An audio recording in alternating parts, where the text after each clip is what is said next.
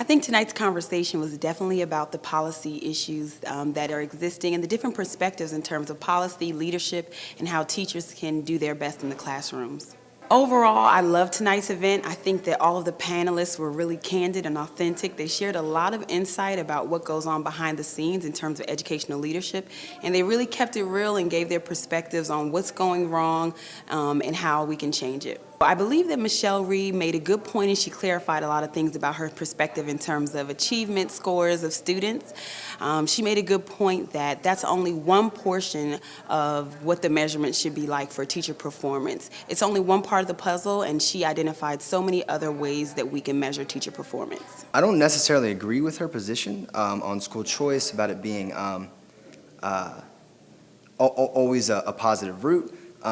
However, I thought she made some very good points about the focus should not necessarily be on whether we have schools to choose from or not. It should be about whether those schools are actually effectively teaching children.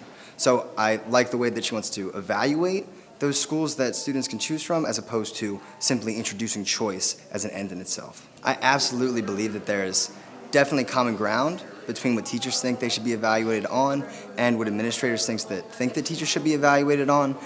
She even brought up tonight that testing should only be a part of what teachers are evaluated on. So that tells you right off the bat that she doesn't necessarily simply believe that the only metric should be scores. I thought it was very interesting. It's great being in these sort of formats because you get to see the audience reaction and you get a different perspective than to just hear someone speak. This definitely gave me a little insight into how educators feel and also how leaders feel in the movement. My name is Ashley Marshall. I am a third grade teacher. I teach general education and special education inclusion. I am undecided on how I believe about school choice. I do believe that parents should have the option to choose what school their child goes to, but I really think the matter at hand is how to make all schools great schools. And until that battle is won, where all schools are great schools, I do think choice is an acceptable measure for this short term. Tonight's conversation was very much focused on policy differences, the policies that are helping us to excel our students' growth versus the policies that are really hindering us. So today's discussion was definitely on policy and focusing on what changes we can make in terms of teachers and adults of the matter and helping our students become successful. I believe a teacher is the number one factor in a student's success in terms of their education.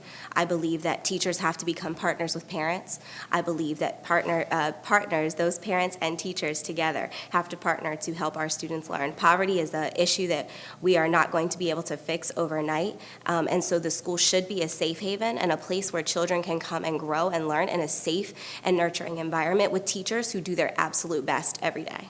After tonight's discussion and what I know of Michelle Reed, I do believe that she takes poverty into consideration when she considers her policies for Student First or for her policies on education in general. I do believe that she takes into account all children based on knowing where she's been and her discussion today. My name's Jean Farrell. I'm a computer science teacher, mentally gifted teacher, and a dean of students. I wear many hats. I am a little bit concerned about charter schools and things like that, just because the fact that, they haven't produced excellent data to say, oh, we shouldn't have public schools anymore because charters are doing so much better. I also believe that, children should be able to go to their school in their neighborhood and not have to be bussed out or sent over a few blocks over to the charter schools that aren't really in the heart of their neighborhood. Well, I heard some of the, stereotypes or whatever you want to say about her, and I did feel actually a lot better after tonight. I think she cleared the air about a lot of the misconceptions about her, and I feel much better actually. I do think that there is common ground between what the unions say about teacher evaluation and Michelle Lee talks about for teacher evaluation. And I think that's who needs to be at the table, because there's great ideas on, both ends of the spectrum there, and let's come together to do what's best for the students, most importantly, and what's fair for teachers. Well, my main theme is that the school should be the safe haven for children in poverty or not poverty, that school is the place that they come to be themselves and find themselves. I feel that teachers are the front door to me, to children. As they walk through, they're the ones that the student has the most interaction with, and they are key to that. They're the key to making that child feel at home. To me, they're more than just a teacher. I think you have to be, check them in the door as they're walking by. Do you see that they slept well, that they have eaten, that all their needs have been cared for before you even try to educate them? And I think that's really important. Hi, my name is Anne Marie. I'm a 16-year educator.